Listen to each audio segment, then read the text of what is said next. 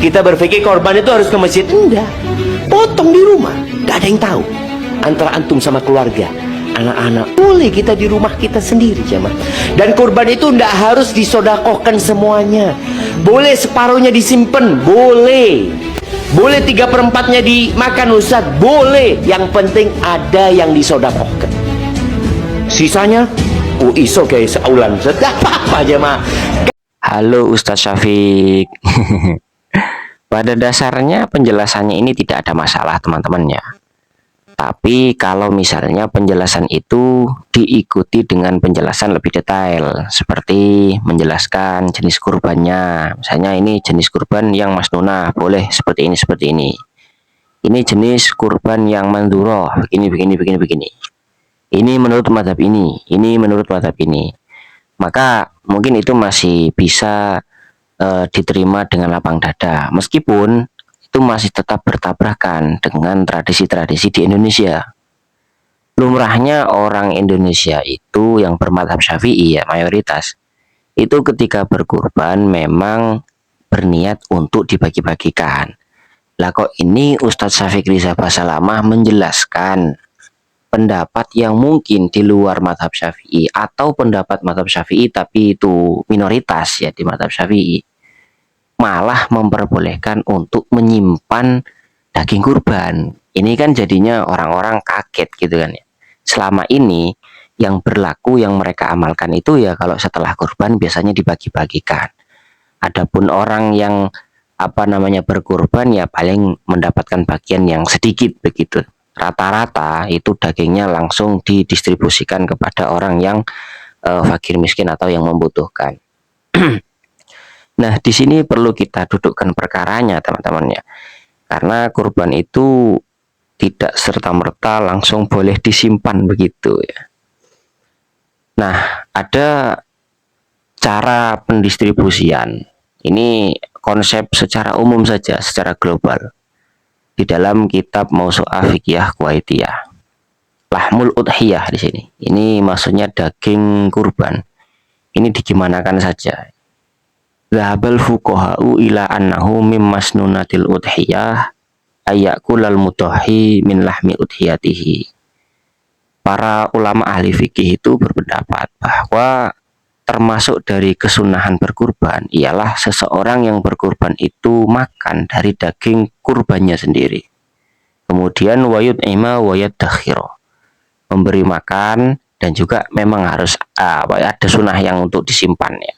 Jadi para ulama ahli fikih itu merumuskan termasuk kesunahan berkurban itu seseorang yang berkurban itu juga mengambil bagian daging untuk dimakan sendiri, kemudian menyuguhkan makanan untuk keluarga, teman, kerabat, dan lain-lain. Lalu ada juga yang disimpan. Ini termasuk dari kesunahan berkurban. Sehingga wal afdolu, yang lebih utama, ayatasoddaqo bisulusi, disedekahkan sepertiganya, wayattakhidhas sulusa, diambil sepertiganya, diafatan li aqaribihi wa asdiqaihi, wayaddakhir sulusa, kemudian disimpan sepertiganya lagi. Berarti gini teman-teman, kayak tadi itu ya. Misalnya daging kurban itu kemudian kita bagi 3, 1/3, 1/3, 1/3.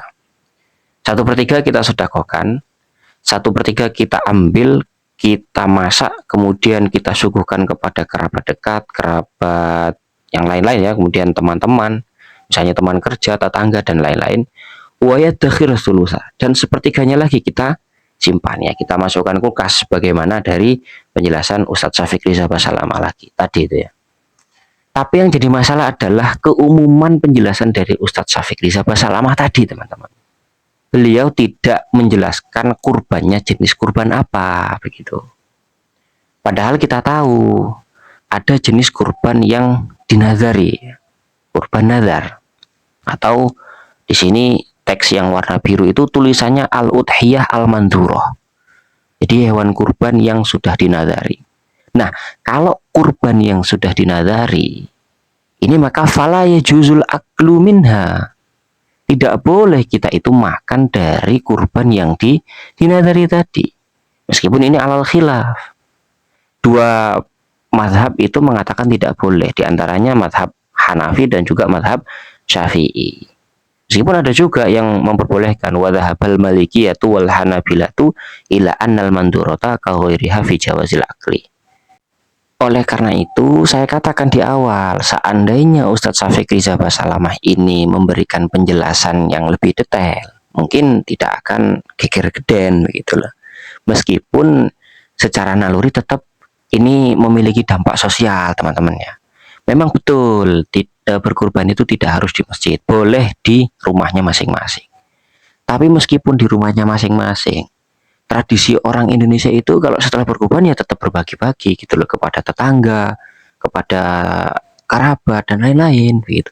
Tidak untuk dimakan sendiri, apalagi hanya secuil yang disedekahkan kemudian sebagian besarnya disimpan untuk diri sendiri. Itu jarang sekali.